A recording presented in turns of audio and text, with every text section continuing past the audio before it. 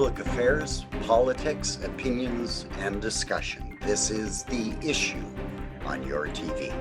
I'm Mark Carr. On this edition of The Issue, we'll be finding out a little bit more about the Halton Environmental Network. But first, my co-host today is the CEO of Clear Path Media, Kim Slaunwhite. Kim, how are you doing? Morning, Mark. How are you? I am doing extremely well. Listen, have you had your vaccine jab yet? I have. I got mine on Friday afternoon. And how was your experience? It was excellent. I was in and out rather quickly. It seemed super organized. I've had no side effects other than, I can tell I got a jab. And I'm really looking forward to my second one. Oh, that's really good. I had the same experience. I was in and out in 30 minutes, and that's with my 15 minutes sitting there. Yeah. And so it was very quick, and kudos to the regional health department. But before we introduce our guests, I believe we may be talking about the Halton region's official plan. So I wanted to make a declaration that I do have a family member that works at Halton Region. That being said, Kim, I'll turn it over to you to introduce our guests today. Thanks, Mark. So today, fitting with spring, Cindy Toth has agreed to come on the show and talk about the Halton Environmental Network, of which she's vice chair of the board of directors. And she's going to share with us some of the exciting things that are happening in spring. While we're in a pandemic, they've got a lot going on and some really cool virtual opportunities where we can get involved with the environment. But I'm going to let Cindy tell us about this because she's so excited to share this with us. Cindy, welcome. Thank you, and good morning to everybody. Mark and Kim, so glad to have the opportunity to talk to you this morning. We have so much going on, and we want to get the word out about how people can stay active within their communities and still improve their environment and be a part of the broader community. They don't have to just sit at home and think about what they can do. And I just wanted to start with a little overview of HEN. We're a nonprofit within Halton. We support climate action. We're involved in as a grassroots organization operating since 2004 to make sure that we raise the awareness within the community of environmental sustainability and climate action. And we have operated successful community programs for many, many years. And we're really happy to be continuing on with that through the pandemic circumstances because it's been difficult. We've had to switch and pivot like every other organization.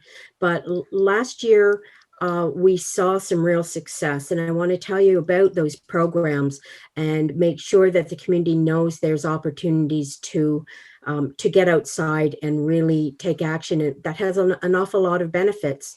That's right. And Cindy, all of these programs are on your website. Is that right? That's right. So everything we're going to talk about, if they go to your website, they can get more information? That's right. Yes. So we have run a couple of websites, Halton Environmental Network and Halton Food.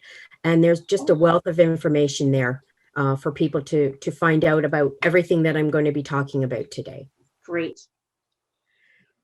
So, well, Cindy, I think the food aspect is something that we should all be aware of. So can you fill us in just what the activity is that the Halton Environmental Network is doing in terms of food? Yes, and we know Halton residents are taking action. They are, they're recycling, they're reducing their waste, they're saving energy, but they may not know that there are ways that they can, support their community to provide local food, but also support the economy by using local farmers markets, and support themselves by bringing the freshest green produce into their own homes by, having a small garden in their backyard or even on their balcony. You don't need a lot of space to do that. And there's so many reasons why you'd want to do that. I just mentioned a few, but we know that the agricultural sector, farmers may have been hit and their markets reduced through the pandemic. But the farmers markets even operated last year, of course, with COVID precautions. You wear your mask, you socially distance, but the farmers market, we understand, are going to be opening up this year. And that's a way to support your local farm families and again, get great product. And you also support farmers being able to maintain their businesses, because we really want to keep our farms and produce growth local. By choosing local, you reduce the amount of time that our produce is on the road being driven to us. And anytime we can reduce transportation, we're reducing greenhouse gas emissions. So buying local is actually a climate action. And if we don't buy local, what happens is it doesn't become a sustainable business for farmers to have a farm. And that's when they want to sell their land off. So if we're not helping farmers to have that business, we're doing them a disservice. So we can help them protect the land around us. Yes, and we're not only supporting the farm families, but most farms employ local people, and so that's, they're local employees as well as local farm families. So there's so many reasons. I mean, even when you think of how much maybe food waste is in larger grocery stores, buying local reduces that waste. You don't get your cucumbers in plastic wrap. You don't get your berries in plastic containers. So there's so many different reasons to try to get local produce into your home. And in the grocery store, it's as simple as reading that little card to see, did it come from Ontario or did it come from another country? Exactly. It's just making, great choices whenever you can. Now, Cindy, are you making any inroads with the local supermarkets?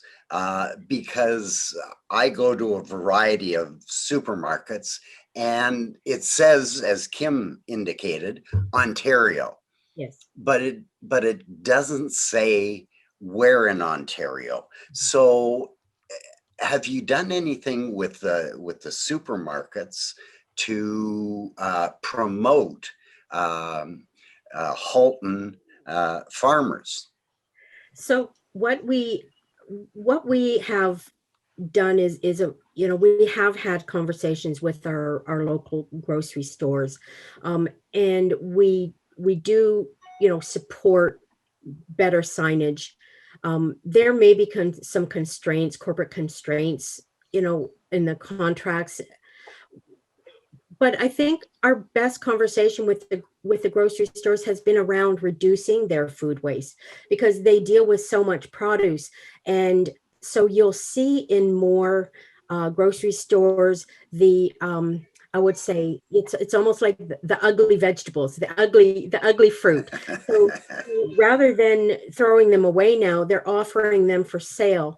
And then I know that some grocery stores are also offering that food to, if they have too much, to local food banks. And that's something that our community gardens do. We have the local possibility for donation. So if you have a food garden and you have too many cherry tomatoes, which is an easy thing to have, if you've got a good growing cherry tomato, donate them to our local food banks. And how do we do that? Do we just contact the food bank? Do they have drop-offs? Yes, there are drop-offs. And again, on our website, on Halton Food, we've got a listing of the local community gardens and local drop-offs for local food banks.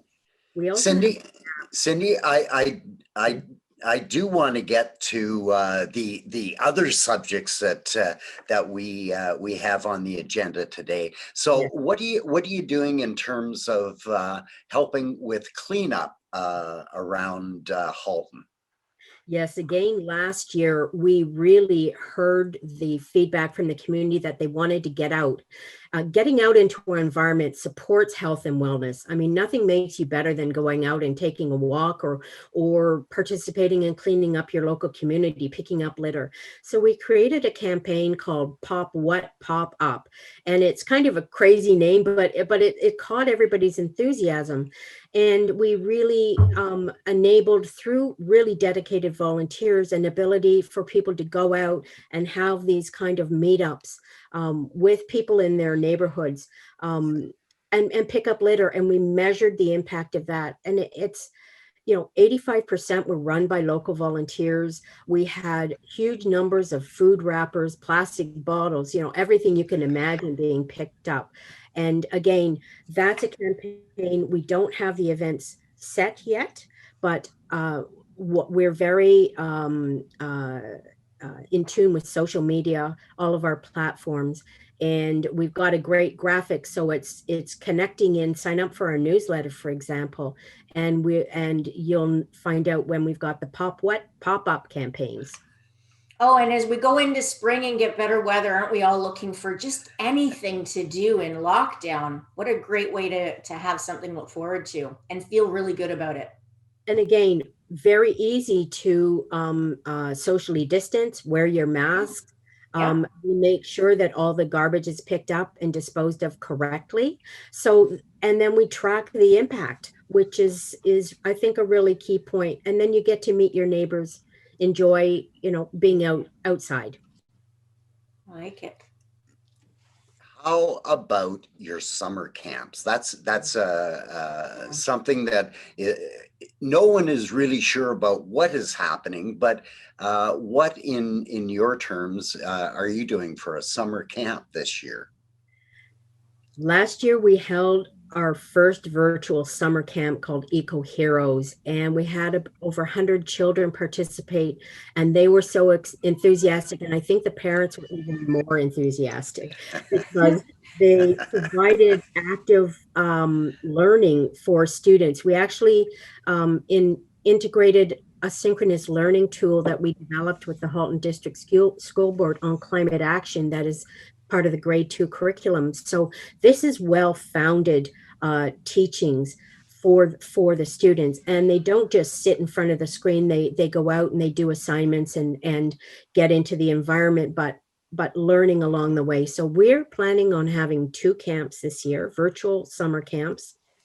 Again, we want to graduate more eco heroes, and more information will be coming as we don't have them scheduled. So we expect them to be in mid to late July to early August. And stay tuned. As Kim mentioned, our websites, our newsletters, our social media.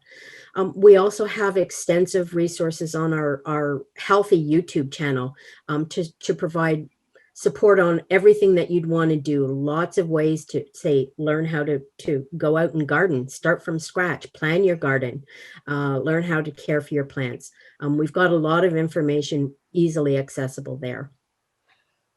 And what a great way to, in a pandemic, still get kids involved in the environment, doing activities in a safe way. And, what I love, and I've talked to other YourTV hosts and staff about how important we all feel it is to help kids get out there, because they become ambassadors for the environment for the rest of their lives with these even seemingly small activities. Yes, and they really help motivate the rest of the family, and what they do more than motivate sometimes. They're very demanding.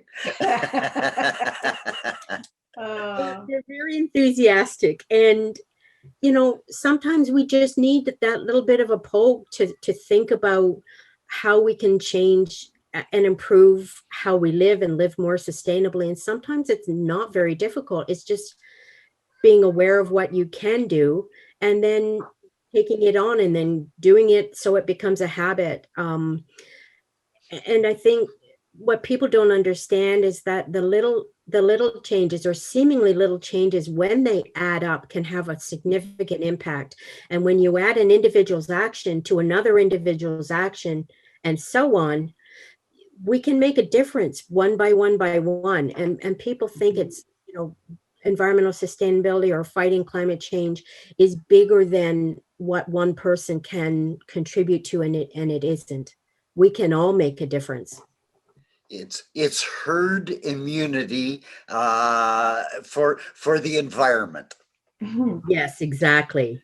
And we see that we're running a Generation Green conference right now with the Halton District School Board. We've got 153 projects from grade 7s to grade 12s. And these projects are focused on climate action that students are taking. And we add up the impact of all of their actions. And I have to say that these students a lot of them took their families on this journey as well, and a lot are continuing. They started with 6 weeks, and they're going into hopefully a lifetime of those changes to contribute to dealing with climate change and living more sustainably. Very exciting. Cindy, let's move on to the next issue that we wanted to talk about today, and it was Halton Region's official plan. Now, that can impact greatly the environment. And so tell us about what you'd like to see people doing. So right now is a huge opportunity for citizens and residents and the community of Halton to have input into the regional official plan review. This doesn't happen every year. It happens every 5 or so years, and it really changes the way you can look at how Halton grows, or how Halton develops over these coming years. Halton is planning for a horizon of 2051. The target is 1.1 million people and $500,000 jobs. And how do you bring that within the confines of Halton's borders in a way that is environmentally sustainable? Because what we have to understand is good land use planning is climate action. We'd really want to see a balance of keeping agricultural lands and green space within our communities, because they really support our community's resiliency, and balance that with efficient use of existing infrastructure, building more where infrastructure is already. And so there are lots of opportunities right now to provide input to the region. They're holding open houses. They've got online surveys. You can contribute your comments online. You just go to the region of Halton, a regional official plan review.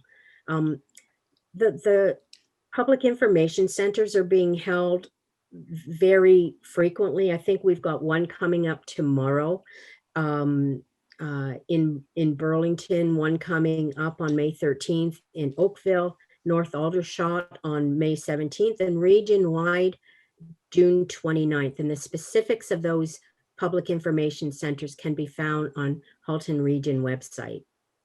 Cindy, what sort of things would be brought up as a community member? What types of things would we be looking at that apply to the plan? So I think a couple of the critical pieces are around how do we want to protect our agricultural lands, because once you take a farm from a farm to a development, you lose all of that land, and it's not going to come back. And we want to try to keep that agricultural economy going and our local food sources close by. And so would that be zoning issues then? That will be related to some zoning issues. The region deals with the overall kind of look and feel of the community, and zoning gets into some of the local municipalities specifics within their official plan. But what happens at the regional level needs to connect to the local level for all of, town of Milton and Halton Hills and Burlington and Oakville. There has to be a harmony between the region's official plan, which kind of sets the stage. And Cindy, I guess it's part of it in Burlington anyway. They have protected north of Dundas Street as a rural community. There's no water brought north of 5, and that's going to be tough if the region is bringing in 1.1 million people over the course of the next many decades. It's going to be tough to maintain what we want, and it's a rural area north of Dundas Street. How do you deal with that? So there are ways to proceed with growth in what we see as a responsible way. And we really wanted to make sure that the community understood what urban boundaries meant. We did a webinar explaining just that, and with partners, and that's available again on our YouTube channel for everybody to understand what an urban boundary means, and that within urban boundaries, a certain kind of development is allowed, but beyond that, there can be definitions within that area that say, well, you can have rural development, and rural development allows agricultural use. It allows farms. It allows different approach to development that is in keeping with a rural definition.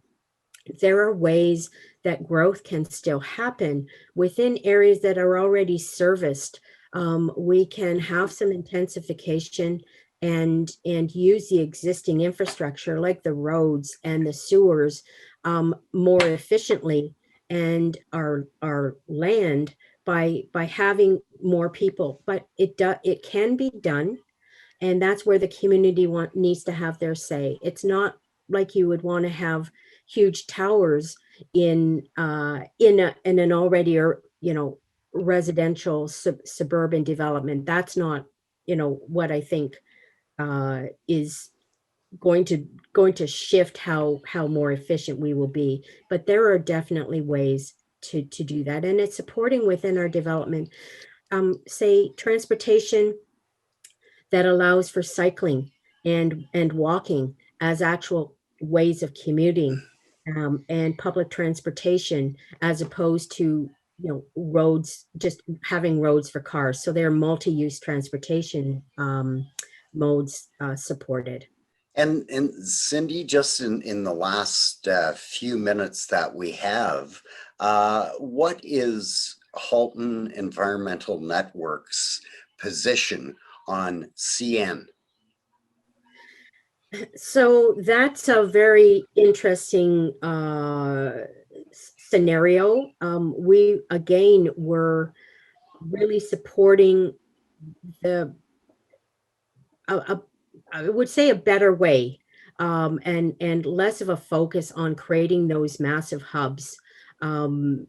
So our position is again recorded on our website. We post all of our positions, but we've had our say there, and we really wanted a balanced approach, and that seemed to be a fairly I would say an approach that was creating a massive hub in an area that was a rural area. Well, the federal, because it is a federal issue, the federal cabinet discounted the fact that there's going to be issues related to the hub if it is here from a health perspective. They just didn't deal with that. So what would you say to them? and again, what we promote is awareness and a balanced approach. So we submit our position. When we do submit a position, it is science-based position. And there is a lot of science, there's a lot of support for a position that asks for consideration of health impacts, environmental impacts that are often discounted in when you're facing a major decision like that. But we really want, and we need as a society for those to be factored in. We need to consider the environment, we need to consider health, we need to consider social impacts and what we want our future to look like. So everyone get involved, right from growing your own vegetables to impacting on CN Rail and their massive hub that they want to bring to Halton. Cindy, I do want to thank you very much for joining us today. And Cindy is the vice chair of the Halton Environmental Network. And of course, to my co-host, Kim Slaunwhite, CEO of ClearPath Media. Kim, thank you so much for bringing Cindy on the show and telling us about the Environmental Network and all the good things that it does. Yes, thank you, Cindy. Thank you for the opportunity. I'm Mark Carr, and you can watch The Issue Tuesday nights at 8 p.m. and with a lot of repeats throughout the week here on YourTV. Truly local. Stay safe and healthy, everyone. Good night.